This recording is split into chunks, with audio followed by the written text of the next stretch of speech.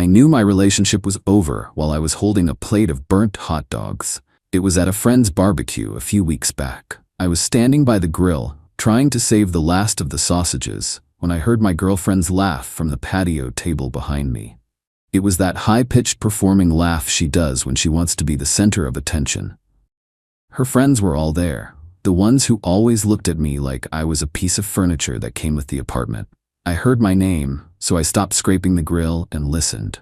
"Seriously, Daniel gets me flowers for no reason," Jenna was saying.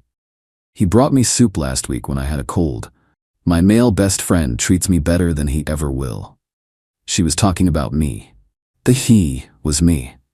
Then came the wave of laughter from her friends. It wasn't just a chuckle. It was that mean, dismissive kind of laugh that says, "We all know and we all agree." I didn't turn around. I didn't drop the tongs. I just stood there, looking at the sad blackened hot dogs, and a strange sort of calm settled over me. I even smiled a little. For months, I'd been the bad guy for being uncomfortable with Daniel. He was her male best friend, and any issue I had with their weirdly intense friendship was just me being a jealous, controlling boyfriend. Hearing her say that, hearing them laugh, it was clarifying. It was like finally getting a clear diagnosis after months of feeling sick. The problem wasn't my jealousy. The problem was that I was in a competition I didn't even know I was signed up for. And my opponent was the guy she spent half her time with. I took a breath, put the last of the edible food on the platter, and turned around with a perfectly normal smile on my face. I walked over to the table, set the plate down, and looked right at Jenna. "Daniel sounds like a great guy," I said, my voice completely even. The laughter at the table died instantly. Her friends looked at each other, then at her. Jenna's face flushed, but she recovered quickly. "He is," she said, a little too defensively. "He's a good friend." "I know," I said, grabbing a bottle of water. "I think I've been a little insecure about it. You guys have a special connection. I shouldn't get in the way of that." The look on her face was a mixture of shock and triumph. She thought she had won. She thought I had finally surrendered, finally accepted my secondary role in her life. She had no idea that I wasn't surrendering. I was agreeing to the terms of a war she had just publicly declared, and I had no intention of losing. For the next few weeks, I became the most supportive boyfriend in the world.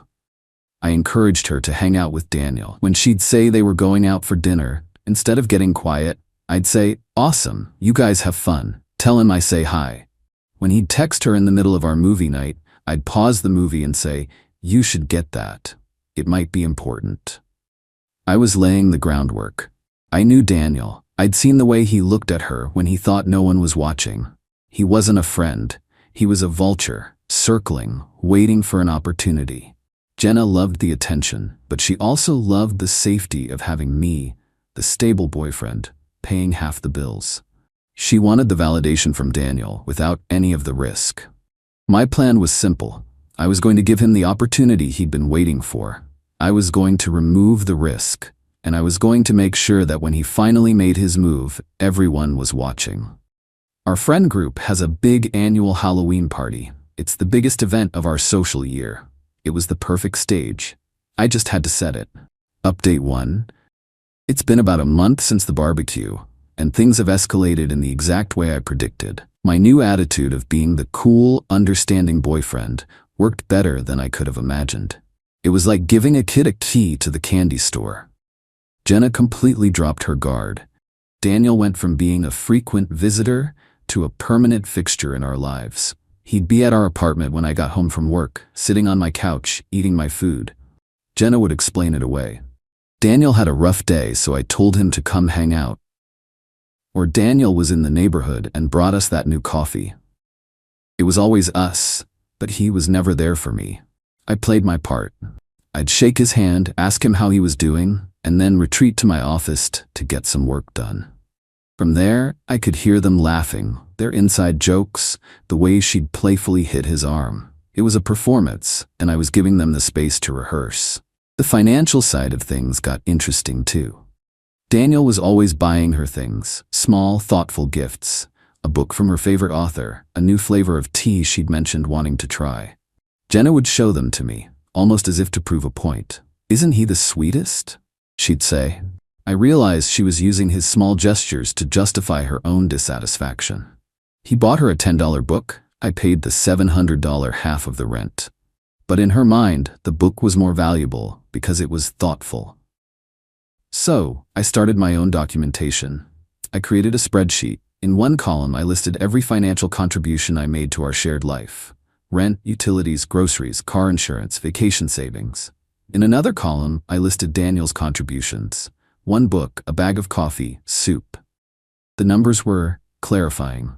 The Halloween party was approaching, and I started laying the final pieces of the trap. I knew Daniel's weakness was his ego, especially when he drank. He loved to be the center of attention, the charming guy who could win over any woman.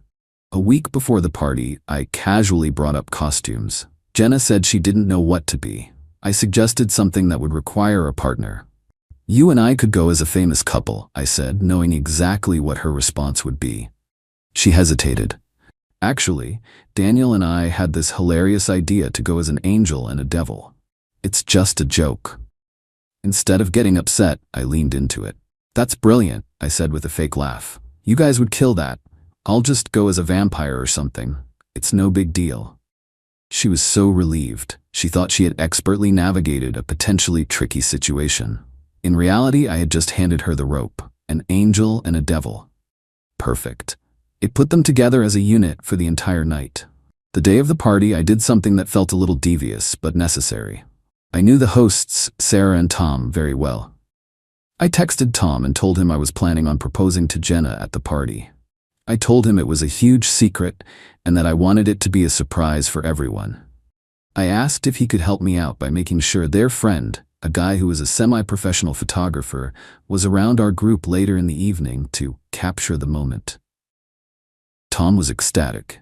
He promised to be discreet and to have the photographer ready. Of course, there was no ring, there was no proposal, but there would be a photographer, and there would be a moment to capture. That night, we went to the party. Jenna was the angel, in a white dress with a halo. Daniel was the devil, complete with horns and a pitchfork. They looked like a matching set. I was a generic vampire, which felt fitting. I was there to drain the life out of their little charade. I spent the first hour of the party being the perfect, detached boyfriend. I got Jenna drinks, I complimented her costume, and then I let her go, like letting a dog off a leash. She immediately gravitated to Daniel, and they started working the room together. My job was simple. Every time I saw Daniel's drink getting low, I'd find a way to get him another one. I'd bring a round of shots for the group. I'd catch him on his way back from the bar and hand him a beer. "Dude, you're not drinking fast enough," I'd say with a laugh. He loved it. He thought we were buddies. By 11 p.m., he was exactly where I needed him to be. Loud, overconfident, and sloppy. Jenna was laughing at everything he said, completely oblivious to the line he was about to cross. I saw Tom give me a subtle nod from across the room. The photographer was in position, pretending to take candid shots of the party. I made my move. I walked over to a group of our mutual friends, the ones who had been at the barbecue, and started a conversation, intentionally turning my back to Jenna and Daniel, but keeping them in my peripheral vision. I was creating the illusion that I wasn't paying attention. I was giving him the green light. I saw him lean in close to her, his hand on her back. She was still smiling, thinking he was just being his usual flirty but harmless self. He whispered something in her ear. Her smile faltered for just a second, and then he went for it. He leaned in and tried to kiss her. It wasn't a small peck. It was a full, sloppy, drunken attempt, and it happened right in the middle of the crowded living room, under the string lights, with at least 20 people watching. The photographer's flash went off twice. Update 2. The moment Daniel tried to kiss Jenna, the entire atmosphere of the party shifted. It was like someone had sucked all the air out of the room. She shoved him back, hard. Her angel face was a mask of pure horror and humiliation. Daniel stumbled backward, looking confused, like a dog that had just been smacked for jumping on the furniture. The chatter died down. Everyone saw it. The group of friends who had laughed at the barbecue were now staring, mouths open. The photographer, bless his heart, just kept snapping pictures, thinking he was capturing some high drama before the proposal. Jenna's eyes scanned the room, looking for me. She found me standing with my back to her, and the look on her face changed from horror to pure rage. She thought I had missed it. She thought I had left her vulnerable. She stormed over to me, grabbing my arm. "Did you see that?" she hissed. I turned around slowly, feigning confusion. "See what? I was talking to Mike. Daniel? He just tried to kiss me, in front of everyone."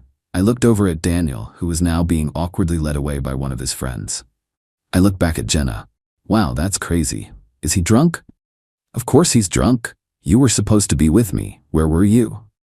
This was the moment I had been waiting for.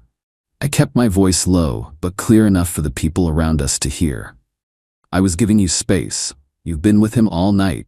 I didn't want to be the jealous boyfriend." Her face crumpled. She had no comeback. She couldn't argue with the very logic she'd been using against me for months. She tried to drag me out of the party, but I stood my ground. "I'm not leaving," I said calmly. "Tom and Sarah are my friends, and I'm not going to let this ruin their party." She stared at me in disbelief, then turned and fled the party alone. I stayed for another hour, making a point to talk to everyone, acting completely normal. People kept coming up to me, asking if I was okay.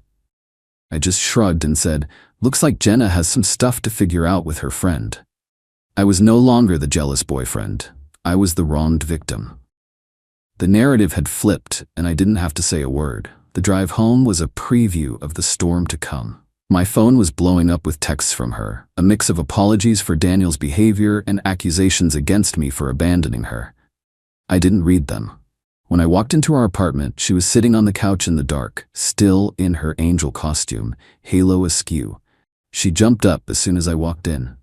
"We need to talk," she said. "Okay," I replied, turning on the light. "Let's talk." She launched into a tirade. It was all Daniel's fault. He was a disgusting pig who took advantage of their friendship. She never gave him any indication she was interested. But then, the blame started to shift. It was my fault for not being there. My fault for letting him get so drunk. My fault for being so distant lately. I let her talk until she ran out of steam. I just stood there, listening, not interrupting. When she was finally done, breathing heavily, I walked over to the kitchen counter and picked up a single piece of mail that had been sitting there. It was the renewal offer for our apartment lease. "I overheard you at the barbecue a month ago," I said. My voice was quiet. "The one where you told your friends that Daniel treats you better than I ever will.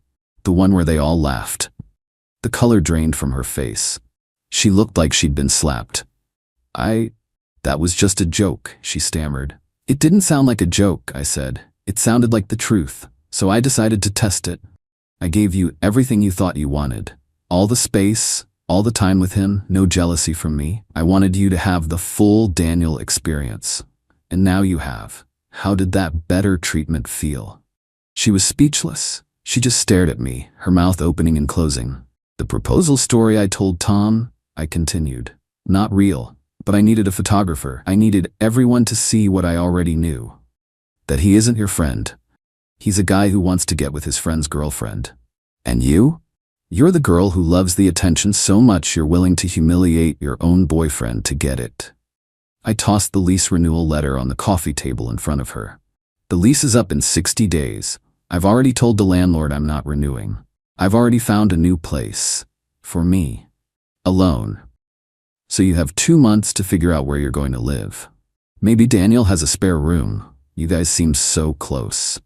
She finally found her voice. It was a whisper. "You planned this. All of it." "You planned it," I corrected her. "You planned on having a boyfriend to pay the bills and a best friend to give you all the attention you need. You just never planned on the two worlds colliding. Now they have." I walked into our bedroom and closed the door, leaving her standing alone in the living room with the ruins of her perfect little setup. The silence on the other side of the door was more satisfying than any shouting match could ever be. Final update. The 60 days following the party were a slow, painful, and deeply satisfying unraveling of Jenna's entire world. She went through every stage you could imagine: denial, anger, bargaining, and finally, a pathetic, self-serving depression. For the first week, she tried to pretend like nothing had happened. She'd make coffee in the morning and ask how I slept. She tried to initiate conversations about our day. I shut it down every time with one-word answers. I wasn't being cruel, I was being a gray rock. I gave her nothing to work with, no emotional reaction to feed off of. I slept on the couch. The apartment was a library of silent tension. The social fallout was immediate. The pictures from the party surfaced. The photographer, thinking he was just sharing party pics, posted a few to social media, including a crystal-clear shot of Daniel lunging at a horrified Jenna. The story spread like wildfire through our friend group. Daniel became a social pariah overnight. He deactivated his accounts and went completely dark. Jenna lost her #1 source of validation in an instant. Her friends, the ones who had laughed at me, were now in an awkward position. A few of them reached out to me to apologize, saying they had no idea how weird the dynamic with Daniel really was. I accepted their apologies, but kept my distance. They had shown me who they were. Jenna's bargaining phase was the most desperate. She wrote me a long, tearful letter about how she had made a terrible mistake, how she had taken me for granted, how Daniel had manipulated her. She promised to block him, to go to therapy, to do whatever it took to earn back my trust. I read the letter, and then I slid it back under her bedroom door with a sticky note on it that said, "Too little, too late." She realized I was serious about moving out when my new furniture started getting delivered to our apartment. I had ordered a new couch and bed frame, and since I was still on the lease, I had them sent there. Watching her face as 2 delivery guys carried my new sofa into the living room was a moment I will treasure.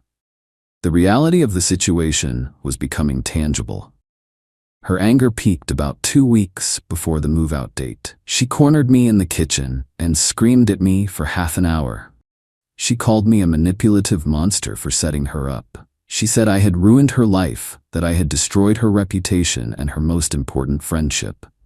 I just waited until she was done and said, "You humiliated me in front of your friends. You entertained another man for months. You broke the trust in this relationship. All I did was hold up a mirror. If you don't like what you see, that's on you." The last week was just sad. She finally accepted that it was over and started half-heartedly packing her things. She couldn't afford the apartment on her own, not even close. She had to ask her parents if she could move back into her childhood bedroom. The same parents she had been bragging to for years about her perfect life in the city. The day I moved out, she was there, sitting on a pile of boxes, watching me carry my things to the truck. She looked small and defeated. She asked me, one last time, if there was any chance for us. "No, Jenna," I said, not unkindly. "There isn't. You made your choice at that barbecue. It just took a while for the consequences to catch up. I've been in my new place for a month now. The peace and quiet are incredible. I've reconnected with my own friends, the ones who were never big fans of Jenna. Life is simpler, better." I heard through the grapevine what happened to her. She's living at her parents' house, an hour outside the city. She and Daniel never spoke again. Her friend group has mostly moved on, tired of her constant drama and victim narrative. She apparently spends most of her time complaining about how one misunderstanding at a party ruined her entire life, never once acknowledging the months of disrespect that led up to it. The best part of this whole thing wasn't the revenge itself. It was the clarity. I didn't have to scream or fight or beg her to see my worth. I just stepped back and gave her the stage she always wanted. She performed her part perfectly, and in the end, the audience booed her off it. She wanted to be treated better. Now she gets to live with the reality of what her better option truly was. A lonely, embarrassing dead end.